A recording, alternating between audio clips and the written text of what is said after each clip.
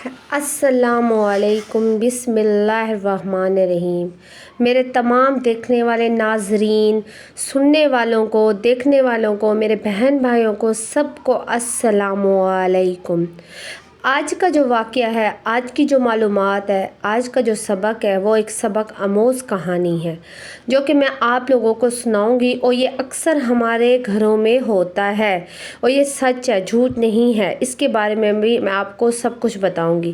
کہانی شروع کرنے سے پہلے، واقعہ شروع کرنے سے پہلے میں آپ کو کہوں گی کہ آپ لوگ میرے چینل کو ضرور سبسکرائب کریں، انم وائس کو سبسکرائب کریں اور بیل آئیکن کا بٹن دبا دیں۔ کہانی میں آپ کو نظر آ رہا ہے کہ ایک عذاب نظر آ رہا ہے، ٹھیک ہے؟ یہ اب میں سنانے لگی۔ یہ کہانی ہے ایک حافظ قرآن لڑکی کی جس پر قبر کا عذاب آیا۔ وہ کیوں آیا؟ کس وجہ سے آیا؟ 100 بچوں کو پڑھانے والی حافظ قرآن لڑکی پر عذاب آیا۔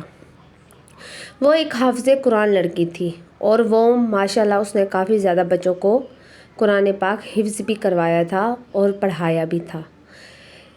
ایک دفعہ ایک ایسا واقعہ ہوا جو آپ سنیں گے تو آپ کے رونگٹے کھڑے ہو جائیں گے۔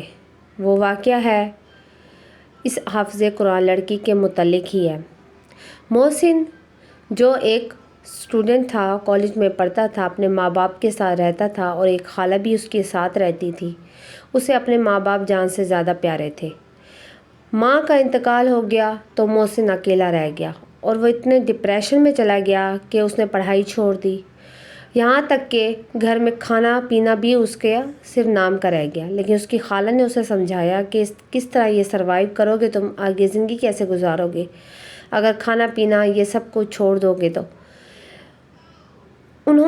اس کی خالہ نے اس کی شادی کرنے کا ارادہ کیا تو محسن کو ایک لڑکی پسند آئی جو کہ 2 بہنیں تھیں، ایک چھوٹے سے محلے میں رہتی تھیں اور ان کا ایک بھائی بھی تھا۔ انہوں نے اس حافظ قرآن لڑکی کو اپنے گھر کی دلہن بنا لیا کہ ان کو پتہ تھا کہ ایک نیک اور حافظ قرآن لڑکی ہے اور یہ ہمارے گھر کو رونق بخش دے گی۔ یہ کہانی میں شروع کرنے سے پہلے ایک بات آپ لوگوں کو بتا دوں، اس کہانی کا متعلق کسی کے متعلق نہیں ہے، یہ صرف ایک کہانی ہے، واقعہ ہے جو کہ ہم سب کے لیے ایک سبق ہے۔ محسن نے اس لڑکی کے ساتھ شادی کر لی اور شادی کے تقریباً 8 سال گزر گئے، لیکن ان کے ہاں ایک اولاد نہیں ہوئی۔ لیکن محسن کو کوئی غم نہیں تھا کیونکہ اس کی بیوی ایک نیک پاسا خاتون تھی اور اسے بہت پیاری تھی۔ اس نے ایسا کیا، اپنی بیوی کو کئی دفعہ سمجھایا کہ تم ایک نیک پاسا ہو، حافظ قرآن ہو، اللہ تعالیٰ دیر کر رہا ہے تو اس میں کوئی اسی کی مرضی ہوگی، وہ ضرور ہمیں اولاد بخشے گا۔ اس نے اپنی خالہ کو بھی سمجھایا کہ خالہ آپ میری بیوی کو کچھ نہ کہا کریں اس معاملے میں، اللہ تعالیٰ ضرور اس کی ہماری سنے گا۔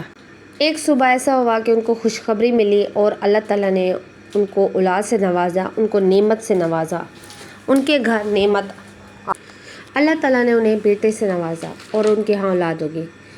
ایک دن ایسا ہوا کہ محسن کی بیوی کو کچھ بھی نہیں ہوا تھا، اسے اچانک ہی خون کی الٹی آئی اور وہ وہیں فوت ہو گئی اور وہ ایک چھوٹا سا بچہ چھوڑ کے اس دنیا سے چلے گئے۔ جب محسن کو یہ بات پتہ لگی تو وہ بہت رویا، اتنا کہ وہ ڈپریشن میں چلا گیا کہ اب اس کو اس کی جان سے عزیز بیوی بھی چھوڑ گئی، ایک بچہ چھوڑ کے چلی گئی اور مجھے بھی چلی گئی۔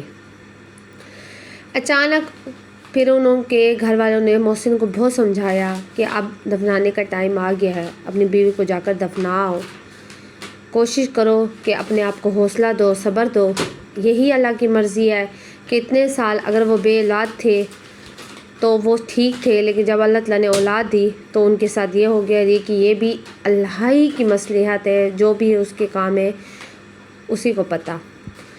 پھر ایسا ہوا کہ محسن نے اپنے آپ کو سنبھال لیا اور اپنی بیوی کو خود ہی قبر میں اتارا اور لے کے گئے، وہیں دفنائے۔ دوسری صبح جب وہ محسن اپنی بیوی کی قبر پہ گیا تو دیکھتا کیا ہے کہ وہ قبر جو ہے وہ ٹوٹی ہوئی ہے اور اس میں سے دھواں نکل رہا ہے۔ محسن نے دوبارہ وہ قبر جوڑ دی اور پھر واپس آ گیا۔ وہ تھوڑا پریشان تو ہوا کہ ایسا کیا ماجرا ہے کہ اس کی قبر بھی ٹوٹی ہوئی ہے اور وہاں سے دھواں نکل رہا ہے۔ دوسری صبح ایسا ہوا کہ محسن دوبارہ قبر پہ گیا اور دیکھتا کیا ہے کہ اب वहाँ धुएं की जगह थोड़ी थोड़ी आग भी निकल रही है। मोहसिन को कुछ तशवीश हुई और उसने घर में जाकर ये बात किसी को नहीं बताई, वो चुप रह गया। घर वालों ने देखा कि उसकी साली जो है, यानी कि उसकी बीवी की बहन जो है, वो बहुत ख्याल कर रही है उसके बच्चे का, तो उन्होंने उसकी शादी उसी के साथ कर दी। जब साली यानी उसी की बीवी बनकर घर पे आई तो उसने अपनी बीवी को माजरा सुनाया कि ऐसा क्या हुआ था कि उसकी कब्र बार बार फट जाती है और मैं बना कर आता हूँ तो पीछे से आग भी निकलती है। तो उसकी बहन ने सारी तफसील अपने शौहर को बताई कि मेरी बहन ने ये काम किया था जिसकी सज़ा आज उसे मिल रही है। उसने कहा कि ऐसा क्या काम किया है कि तुम मुझे बताती क्यों नहीं हो? मेरी बीवी ने ऐसा क्या काम किया था कि आज उसकी कब्र पे अजाब आया हुआ है? उसने कहा कि मेरे भाई को कैंसर था और उसकी आखिरी स्टेज पर था, तो मेरी बहन ने काला जादू यानी कुरान पाक को नाउज़ुबिल्लाह उल्टा पढ़ा था। उल्टा पढ़ के मेरे भाई की जान बचाई थी, चिल्ला काटा था, जिसकी वजह से मेरे भाई की जान बच गई थी। तो आज वो उसकी मेरे भाई की जान ना बचती, मरते मर जाता, लेकिन मेरी बहन ऐसा काम ना करती। लेकिन मेरी बहन ने फिर उसी से वही काम शुरू कर दिया, वो चिल्ला काटना शुरू कर दिया और उल्टे काम शुरू कर दिए। और हाफ़िज़ कुरान होने के बावजूद उसने ऐसे काम किया जिस पर ये अज़ाब नाजिल हुआ है, और वो काला जादू करने लग गई थी। और वो लोग उसके पास आते थे, काला जादू करवाने के लिए आते थे, और वो कब्रिस्तान जाती और वहाँ चिल्ला काटती, उल्टा कुरान पढ़ती और काला जादू करती थी। मैंने कई बार बहन को समझाया लेकिन बहन नहीं समझी, और अल्लाह ताला ने आज उसको इस बात की सज़ा दी है कि वो ऐसा काम करती थी। ये सुनकर मोहसिन बहुत परेशान हुआ और उसने सोचा कि वाकई में अगर वो ऐसा करती थी तो इतने साल ये गुनाह छुपा हुआ था, लेकिन अल्लाह ताला ने उस पर ज़ाहिर कर दिया। तो वो बहुत परेशान हुआ और उसके लिए उसने दुआ गो की कि अल्लाह ताला उसकी ज़रूर मग़फ़िरत करे, लेकिन उसके कामों की वजह से अल्लाह ने उसे नापसंद किया, अल्लाह ने ऐसा किया। तो ये थी मेरी एक सबक आमूज़ कहानी वाक़या, जो कि आप लोग समझ चुके होंगे। इस कहानी का टाइटल भी आपको समझ आ गई होगी कि काला जादू करना, कोई भी जादू करना अच्छा नहीं है, क्योंकि अल्लाह ताला को वो नापसंदीदा अमल लगता है जो कि उसके कामों पे दखल हो।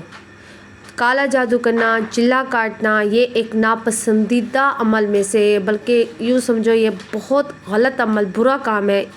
ये इससे दूर रहें और लोगों को जीने दें, ख़ुद भी खुश रहें और लोगों को भी खुश रहने दें। इसी में हमारी भलाई है, क्योंकि हमने यहाँ आकर आखिरत अपनी संवारनी है, ना कि लोगों का घर बर्बाद करना है। ख़ुद को इन अपने अमाल को ख़त्म करके, यानी अपने आप को बुरा बनाकर दुनिया के साथ अच्छा करके ये नहीं जीना कि हम सही थे, लेकिन बाद में अल्लाह ताला दिखा देता है कि वो इंसान कैसा था। इंशाअल्लाह ताला मेरे व्यूअर्स भी, मेरे देखने वाले भी, इंशाअल्लाह मुझे यकीन है कि आप सब भी आज से अच्छा काम करेंगे। कभी किसी के लिए हसद, कीना, बुग़्ज़ नहीं रखेंगे, हमेशा दूसरों के लिए खुश रहेंगे, ख़ुद भी खुश रहेंगे, दूसरों को भी जीने देंगे। इंशाअल्लाह हम कामयाब होंगे। और अगर आपको कहानी पसंद आई हो तो ज़रूर मेरे चैनल को सब्सक्राइब करें, अनम वॉइस को सब्सक्राइब करें, ताकि मैं आप लोगों के लिए और भी ऐसी मालूमात और वाक़यात लेकर आऊँ, ताकि आप लोग भी मेरे साथ बने रहें, ताकि मैं आप लोगों के लिए और भी अच्छी अच्छी मालूमात लाऊँ। अल्लाह हाफ़िज़।